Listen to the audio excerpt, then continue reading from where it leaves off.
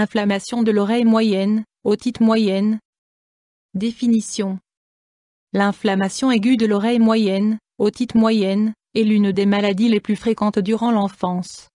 La maladie débute de façon soudaine et virulente. Les enfants contractent le plus souvent une otite moyenne par temps froid, généralement suite à un refroidissement. L'otite aiguë est très douloureuse mais elle guérit relativement vite si elle est traitée correctement. Cause. Les bactéries sont les principales responsables des otites moyennes. Dans environ 40% des cas, des virus sont mis en cause.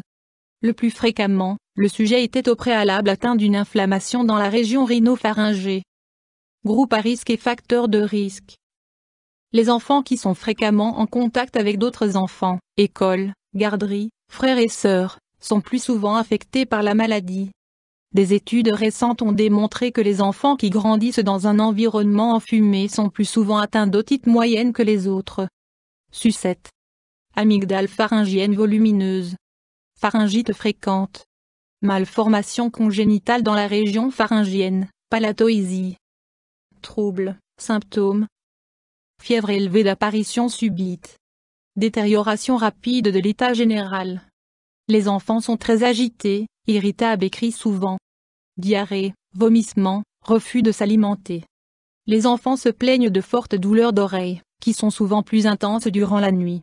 Ils touchent constamment leurs oreilles sans pour autant pouvoir localiser précisément la douleur.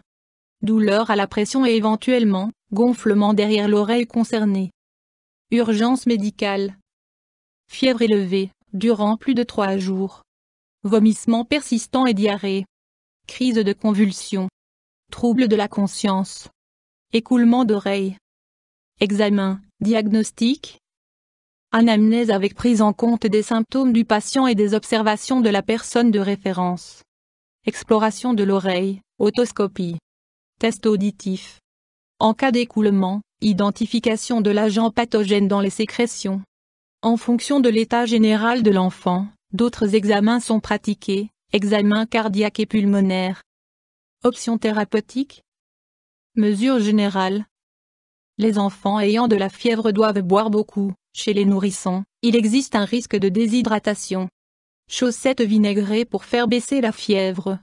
Poser des compresses de fromage blanc oignon ou de camomille sur l'oreille. Action anti-inflammatoire. Ne pas poser de compresses en cas d'écoulement. Lampe infrarouge sur l'oreille atteinte. La chaleur soulage souvent les douleurs. Chez les enfants, ne pas leur faire prendre de bain et ne pas leur laver les cheveux.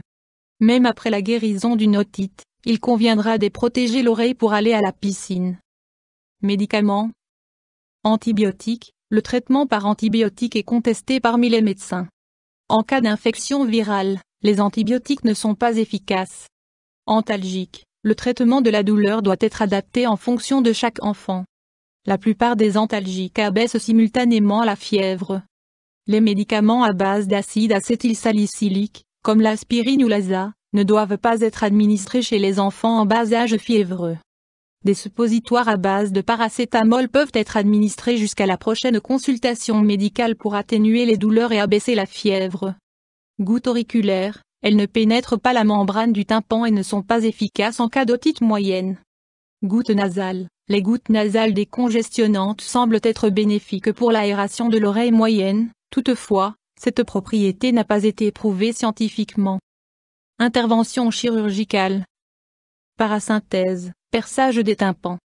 En cas de douleur intense, de fièvre élevée persistante et d'aggravation de l'état général, le médecin procède à une petite incision dans la membrane du tympan pour que le liquide qu'elle dissimule s'écoule. Mise en place d'une canule tympanique dans la membrane du tympan, cette intervention est pratiquée en cas d'otite moyenne récurrente. Cette canule permet la ventilation de l'oreille et l'écoulement des sécrétions. Si les symptômes ne s'améliorent pas, il est nécessaire de consulter un médecin. Complications possibles.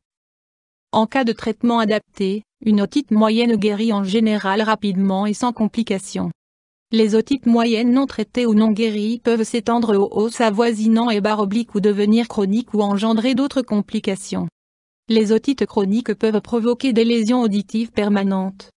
Une complication fréquente pouvant survenir après 2-3 semaines est l'inflammation de l'apophyse mastoïde.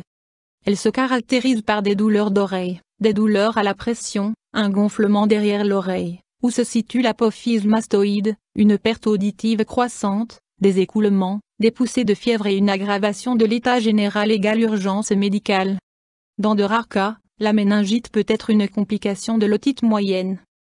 YouTube Dr Alabé